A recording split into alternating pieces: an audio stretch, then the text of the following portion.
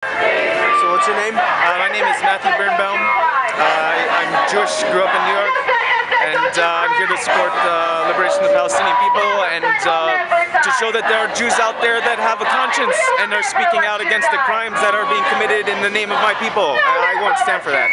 What do you think about the past 5 days? And I think that what's been happening the past 5 days in Gaza is it's a horrible, horrible tragedy.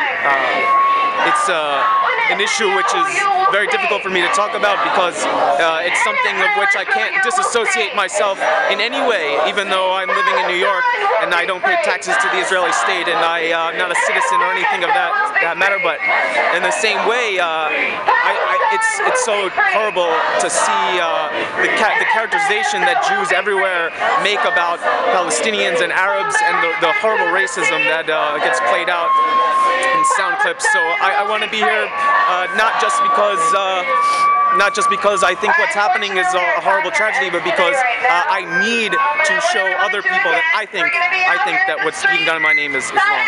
What do you think about what the propaganda the IDF and the Israel government is putting to its own people? Oh, it's funny. And the own perception that your people, well, not your people, but the Israelis are getting fed into. Well, I have to say, being part of the Jewish community and having lots of friends and seeing the social media that comes into my newsfeed, actually, it's interesting. The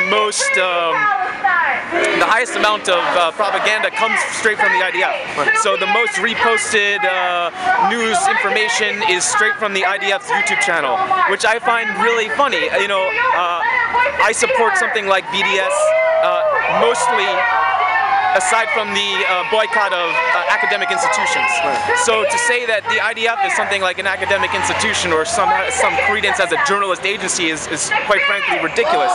And this is the justification that I find most Jewish Americans are using for saying, oh, there are no civilian casualties, you see the secondary explosives that come up. This is coming from a military institution, whether it's the military institution of the United States or any other military state. It's not something that you can use to justify facts. And it's really a shame that this is being used as some sort of news media and being used to fact check these highly, highly biased assumptions by people who so-called claim, oh yes, we support the Palestinians, we support a two-state solution, and yet they are using the facts, so-called facts from the very institution which is supporting the occupation and the encroachment of settlements in the West Bank, etc. I have to ask, Sure. what do you feel about the notion that Hamas is using its own civilians, or the Palestinians are using their own civilians as human shields? Well, Israel does the same thing. What are the settlements in the West Bank if not human shields for attacks against the other? I mean, this is the nature of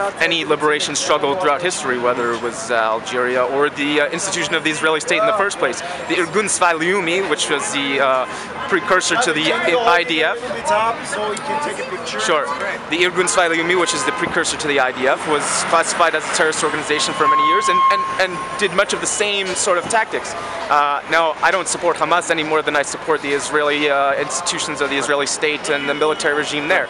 So to say this us versus them mentality as if, you know, not supporting one military state or institution or another is somehow flies at the face of logic is ridiculous to me. You know, this is about people who are being killed, civilians on either side, and any casual observer of political or military force can see who's the oppressor in this situation. And in your point of view, what do you hope for the future and of the whole conflict? And your family, I know you live there, and you have family there, probably. I have a lot of family there, yeah. So I mean, to say that that I don't care about the safety of my own family members who live outside Jerusalem is ridiculous. But I don't know. I always tell my Jewish friends and family that how obvious it is to me that I think the largest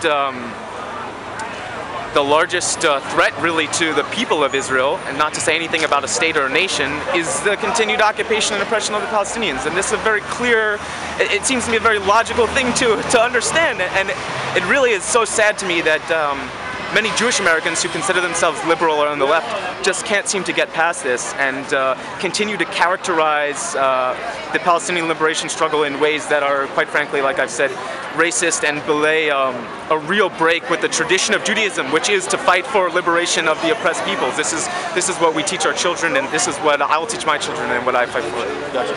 Any closing statements or anything like that? Yeah, closing statements. I mean, it's a sad state in the world right now, and I feel like I have much less in common with my Jewish brothers and sisters than with my Palestinian brothers and sisters, because I would like to have and share this feeling of liberation and struggle for the oppressed with all peoples, regardless of religion or race or ethnicity. And so I would just like to send that message and hope for an end to this conflict and the liberation of a Palestinian state.